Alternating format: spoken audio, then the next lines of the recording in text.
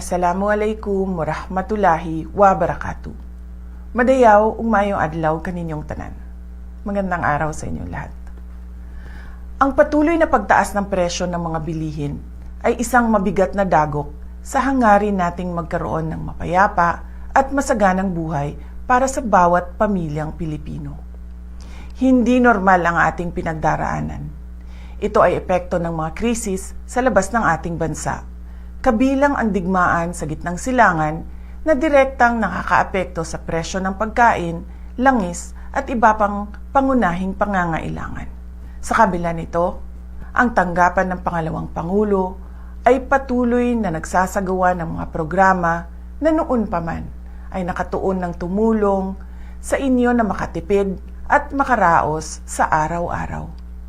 Ang kampanya ng pagbabago sa edukasyon ay nagbibigay ng tulong sa gamit pampaaralan ng ating mga mag-aaral. Ang bus ng OVP ay patuloy na nagbibigay ng libreng sakay para sa ating mga commuters sa Metro Manila, Cebu, Bacolod, Davao at Tacloban. Ang Magnegosyo Taday ay magpapatuloy upang mapunan ang kapital ng maliliit na negosyo.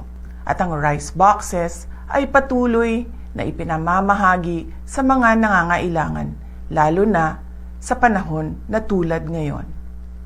Kasabay nito, nagpapatupad din kami ng mga cost-cutting measures sa loob ng aming tanggapan upang matiyak na mas maraming pondo ang mapupunta sa direktang tulong sa taong bayan.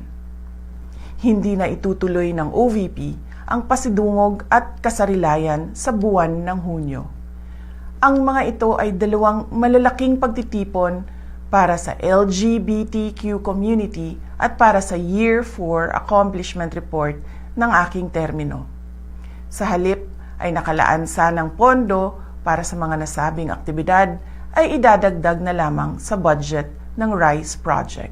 Sa mga darating na buwan, inaasahan nating lalong magiging mahirap ang sitwasyon sa pagkain dahil sa banta ng El Nino mula sa Abril hanggang Hunyo at posibilidad ng pagbaha mula Hulyo hanggang Setyembre dahil sa bagyo at pag-ulan.